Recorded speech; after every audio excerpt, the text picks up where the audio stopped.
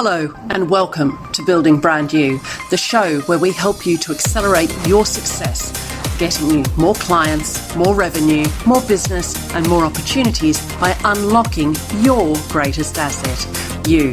My name is Kim Hamer and I'm an international business coach and serial entrepreneur. This podcast is designed for you to help you unlock what you already have and to give you a whole host of tools and techniques that can help you to accelerate your success by building your own brand you. Hello everybody and welcome to this episode of Building Brand You. Today I want to share a few tips on how to stand out in a crowd, but it might not be what you're thinking. I want to talk to you about how you can use those Q&A sessions that come up at the end of events, at the end of Zoom calls, how you can use them to actually amplify you and amplify your brand. Using a Q&A session in this way is about being conscious. It's about being intentional about it.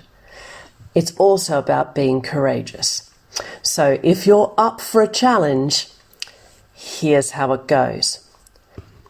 So you're at an event, there's lots of people in the room, you've all had a bit of mingling beforehand and you've sat down and you're watching the presenters or the panel, and it gets to a point in the proceedings where the MC or the host says to the audience, does anyone have any questions?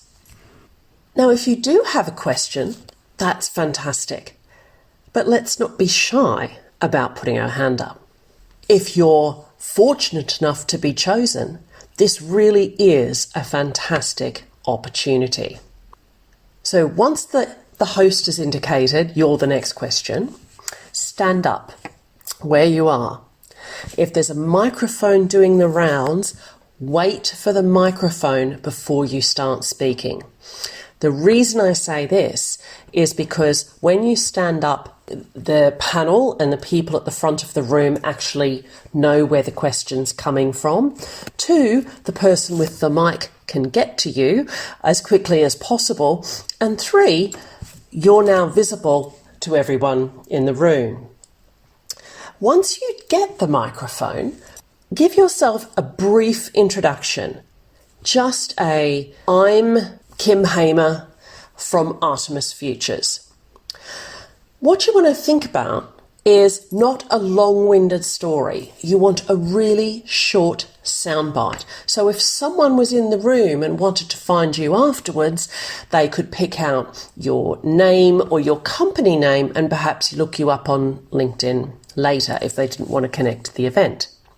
So we've stood up, we're waiting for the mic, we've got the mic, and we say, I'm X from company Y. Now you want to create a link between what was said and your question. So you might say something like, I was really interested in what you or Jenny or Peter on the panel had to say about this particular topic. And my question is, and then ask your question. So what you're doing is creating the link to the conversation that was going on maybe 10-15 minutes before you had the opportunity to ask your question.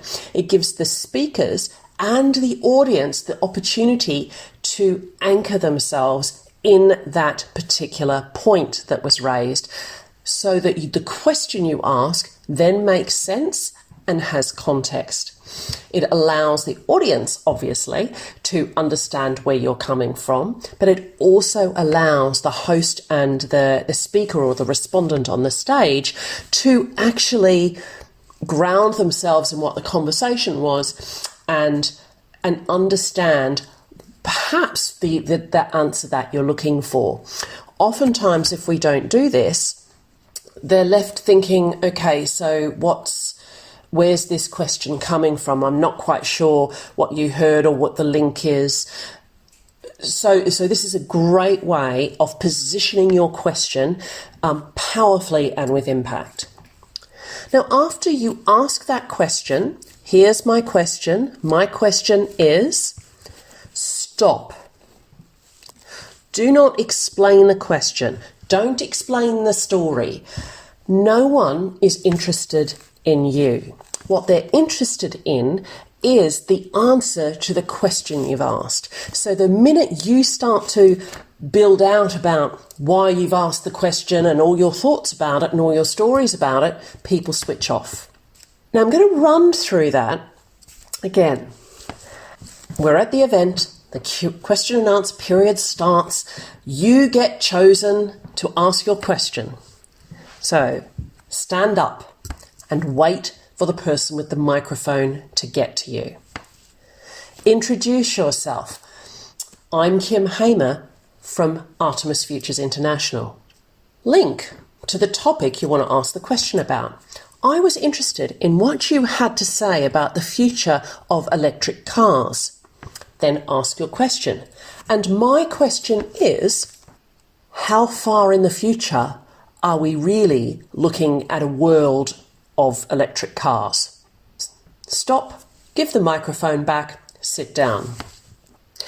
Now that didn't take very long, did it? But what you've just done is created a powerful link for the audience with an interesting insight you had and the panel or the speaker at the front of the room.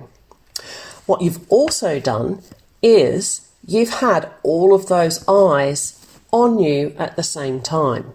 Now, before you go all squirmy and think, oh, that's not what I want, let me point this out to you.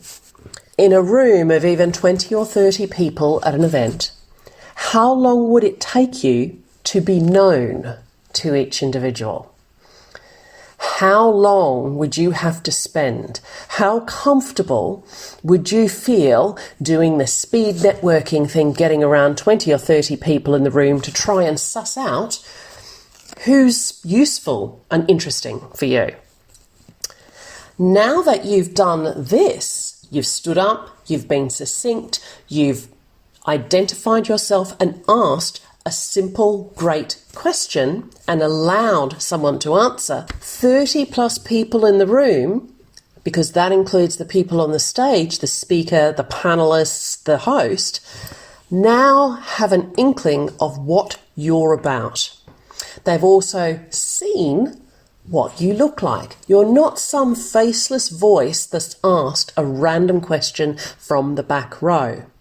Questions are interesting. People are interested in other points of view. So don't be shy.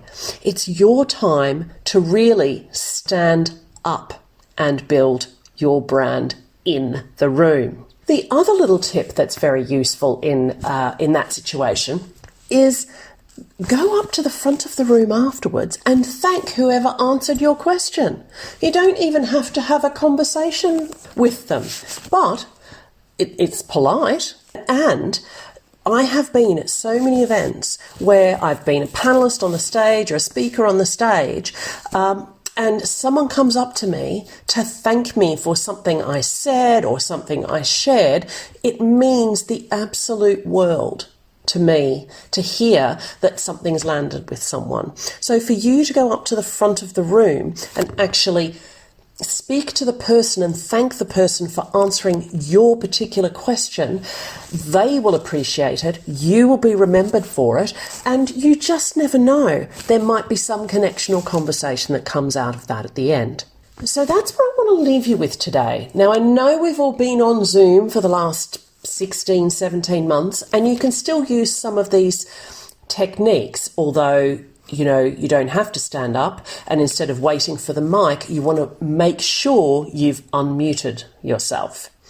But these are golden rules for being a great Q&A person and using that to build your brand. So the next time you're at an event and the host says, does anybody have a question for our speakers? If you've got a question, don't be a shrinking violet.